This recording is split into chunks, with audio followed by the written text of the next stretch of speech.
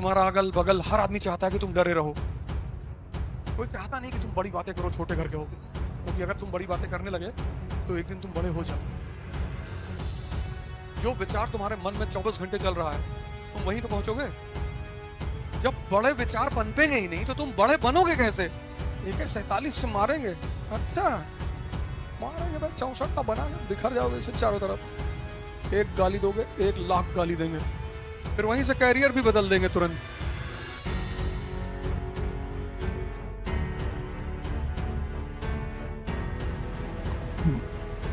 जय हिंद फ्रेंड्स।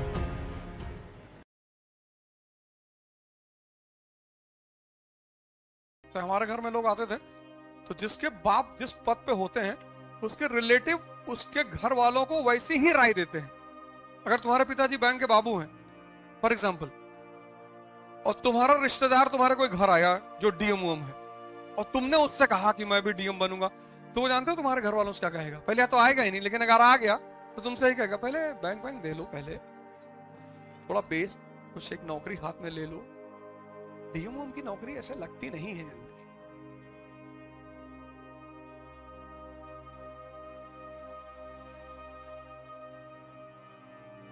हमारे यहाँ उत्तर भारत में इसीलिए तो कहावत है कि बाप अंधेरे में मर गया, लड़का पावर हाउस लिए भगा है।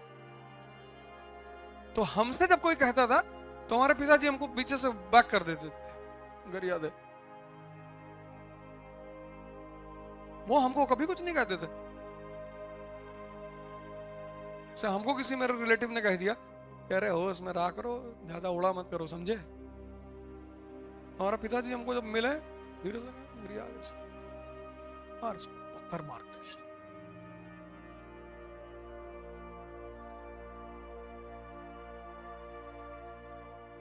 कोई चाहता नहीं कि तुम बड़ी बातें करो, छोटे घर के होगे, क्योंकि अगर तुम बड़ी बातें करने लगे तो एक दिन तुम बड़े हो जाओगे।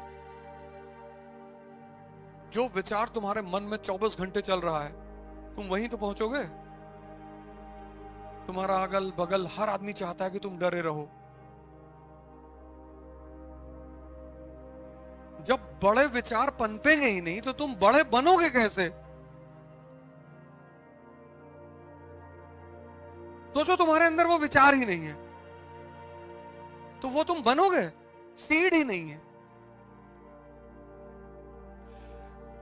इसलिए खूब बड़ी बड़ी बातें किया करो।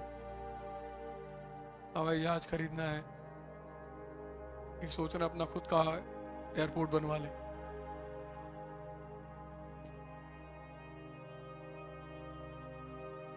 किया करो, घबराए मत करो, शर्माए मत करो, डरा मत करो, और बहुत सीरियस हो गए।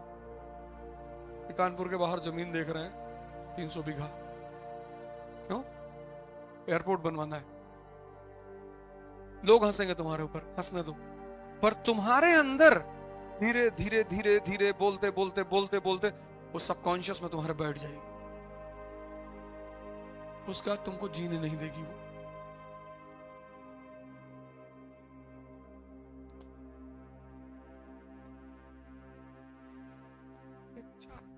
अरे हमारे पास पैसा नहीं है, उत्साह तो है, और दुनिया की सारी लड़ाइयां उत्साह से जीती जाती हैं। इसलिए ये अमीर जो है ना, जिनके पास पैसे नहीं होते उनको गरीब कहते हैं, डिमोरलाइज करने के लिए। गरीब के बच्चे हो तुम भिखमंगे के बच्चे हो। हम कहे गरीब के बच्चे, तुम्हारे पास हमसे पैसा ही तो ज्यादा है, और दौड़ा लेंगे हॉकी लेके तुमको, फिर क्या करोगे? चिट्ठी लिखेंगे गाली वाली, उसको अफ्रीका से पोस्ट कराएंगे, फिर तुम यही सब मेरी बातें जो है बहुत, ये बातें तुम्हें लगता होगा ये बहुत बड़ी बातें हैं। अपने जो तुम्हारा एक स्वाभिमान है ना, उसको हमेशा अपने साथ लेके चला करो। कोई तुमसे नहीं बात कर रहा, तुम्हारा रिश्तेदार है, डीजीपी है, नहीं बात कर, तुम भी मत बात करो, भगाओ। जब वो तुम्हारे पास उठ के आएगी, और भैया बबलू इतनी देर से सामने खड़े हो, आए नहीं, देख हम सोचे आप बिजी हैं तो बदतमीजी नहीं करना है, लेकिन कहना है कि नहीं हमें लगा आप बिजी हैं तो हम इधर चुपचाप खड़े। देखना तुम्हारा इनर सेल्फ कितना मजबूत होता चला जाएगा, क्योंकि मदद तो तुम्हारी वही से भी कोई नहीं करेगा।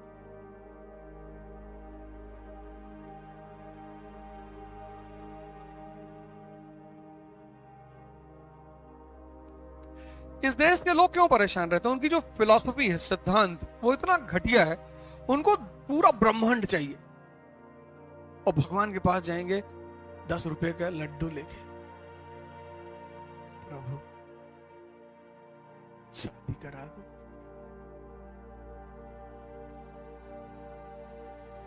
तो भगवान कहता है कि इससे बढ़िया तुम लाए ही ना होते। सोचो यहाँ के आदमी की साइकोलॉजिकल स्थिति। कहता आईएएस बना दोगे तो 501 रुपए प्रसाद चढ़ाएंगे। अपना कमाओगे 30 साल की नौकरी में 500 करोड़ रुपया, और भगवान पे चढ़ाओगे 501। तुम ही एक पैदा हुए हो। अगर घूस देने ही जा रहे हो तो उससे कम से कम ये कह दो कि प्रभु हर साल 20 लाख रुपया तुम्हारे नाम पे निकलवा के दे देंगे, तो कुछ बात उसको समझ में भी आए।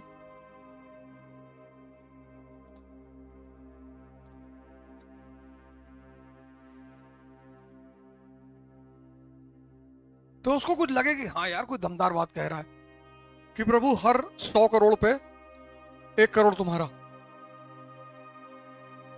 तो उसको लगे कि यार दमदार लड़का यार, दे दो यार, ये लो बन गया तुम आईएएस। तुम 501।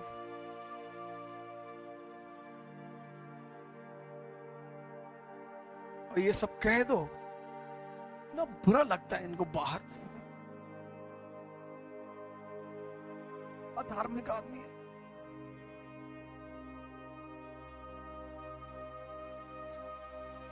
फिर कहीं यूके से फोन करेंगे, यूएस से फोन करेंगे। फिर जब मां बहन सुन लेते हैं, इनको बहुत लोगों को लगता है ना कि मास्टर है, ये क्या गाली देगा, AK-47 से मारेंगे। अच्छा मारेंगे भाई, 64 का बना के बिखर जाओगे इसे चारों तरफ। तो जब सुन लेते हैं मां बहन, तब इनको सुकून आता है। अब बताएंगे, आओ। फिर वहीं से कैरियर भी बदल देंगे तुरंत। अब की बार जिस दिन दिशा बदली,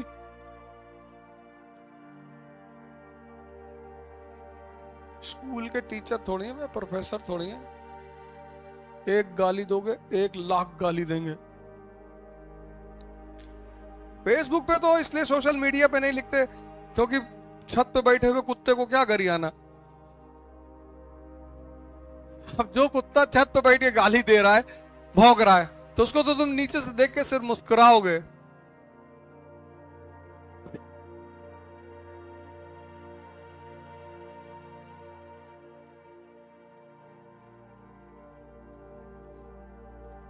सोचते हैं साइकोलॉजिकली डिस्टर्ब कर दो इसको, सो कोई ना कर पाएगा।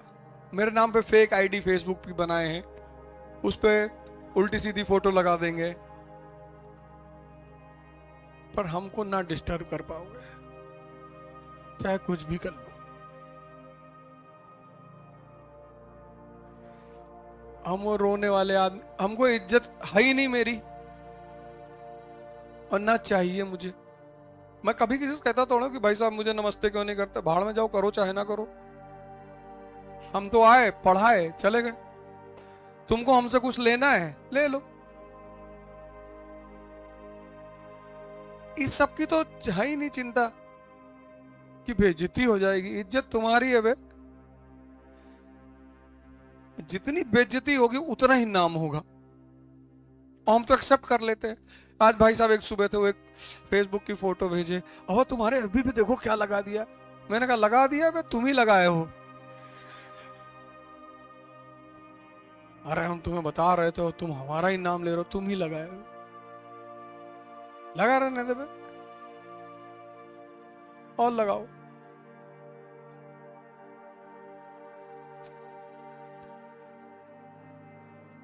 तुमको अगर कोई आदमी यहां से डिस्टर्ब कर ले गया तो समझ लो तुम हार गए। कन्फ्यूशियस का एक नियम था बड़ा प्यारा, चीन में, बहुत प्यारा। वहां दो आदमी जब लड़ते थे, बहुत प्यारा नियम, तो सिर्फ वर्बल लड़ाई होती थी। तो एक बार अमेरिका का एक प्रोफेसर चाइना घूमने आया तो देखा सड़क पे गाली गलौज हो रही, दो लोग एक दूसरे को गाली दे रहे हैं और 200-300 आदमी घेर के खड़े हुए, लेकिन लड़ाई नहीं हो रही। तो प्रोफेसर वो भी 15-20 मिनट तो खड़ा रहा। फिर उसने कहा कि एक चीनी से पूछा कि भैया ये मार क्यों, मतलब लड़ क्यों नहीं रहे? तो उसने कहा कन्फ्यूशियस का नियम है कि जो पहले हाथ उठा देगा वो हार गया। तो दोनों एक दूसरे को भड़का रहे हैं, मतलब मन को हिलाने की कोशिश कर रहे हैं कि हम इतना गाली दे दें, इतना गाली दे दें कि सामने वाला भड़क के मार दे, और जैसे मारेगा हार गया।